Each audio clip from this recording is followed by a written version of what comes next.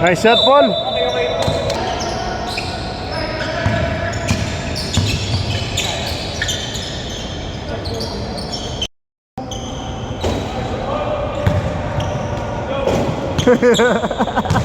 Yan mga kapala, no? Bigay todo sa practice, ano?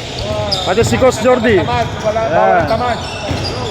Lalo na, ano na, North Division Finals na. Bagsak mepa, mga kabalen. Tama nga naman yung sinabi ni Coach Jordy na bawal talaga ang tatamad-tamad. Kasi nga sa practice at sa laro, kailangan natin 100% mag-focus mga idol. Kasi nga mabigat ang makakalaban natin na San Juan Knights mga kabalen. Well mga kabalen, present nga ako sa practice ng Pampanga Giant Lanterns mga idol. At talagang nag-focus sila sa stamina at conditioning ng mga players natin. At syempre, nakatakas na rin ako sa asawa ko. Nag-shooting na rin ako dito mga idol. Ayan, no? Syempre, mahirap na. Baka bigla tayong pulikatin sa pagla-live ng vlog natin mga idol.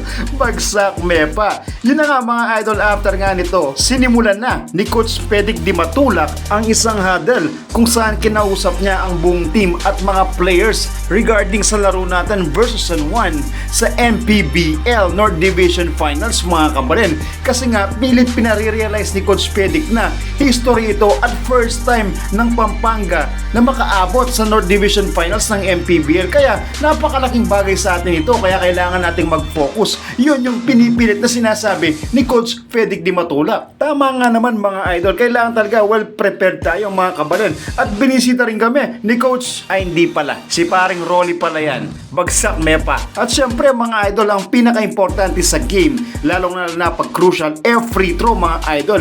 At eto naman, pinangunahan ni Spider-Man Arwin Santos yung pag-free throw mga idol. Ito po ay training at syempre kailangan ma-improve ito at masana yung mga players na pumapasok yung tira nila mga kabalen. Parang itong si Idol JLC o Janloy Clemente na nagtala ng 14 points last game mga kabalen. Yes, ang ganda po ng nilaro ni Idol JLC dahil nga sa puspusang practice niya lagi dito sa Convention Center mga idol. At syempre, mawawala ba naman ang binansagang Spider-Man ng Kapampangan Basketball? Si Kuya Arwin Santos, perfect yan. Syempre, yung mga free throw na pulso lang at hindi tumatalon, kitang-kita niya naman yan mga idol. Pati katawan hindi gumagalaw, kamay lang. Pero alam niyo ba mga kabalen, merong iniindang konting masakit sa paa ni Kuya Arwin. Siyempre, siguro dahil sa hinaba ng takbo ng karera niya sa basketball. Isipin nyo 13 years old si Kuya Arwin, nakipagsabayan na siya nun sa mga ligang labas. Yes mga kabalen, hanggang maging 16 years old at isali na sa mga malalaking liga, Intertown at Intercommercial League mga idol. Kaya sana po mga kabalen, ipagdasal natin ang panalo ng ating team at huwag niyong kalimutang bigyan ng malupit na suporta ang Pampanga Giant Lanterns AMG3 Construction. Bagsak mepa!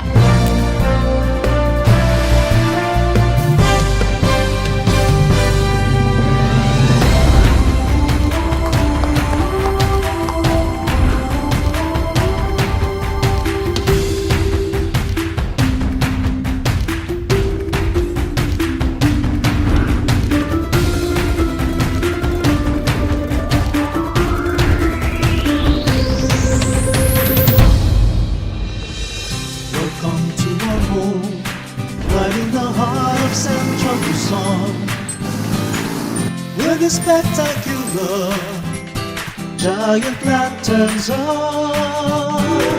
Shining, shimmering, splendid, you gaze, you rave endlessly.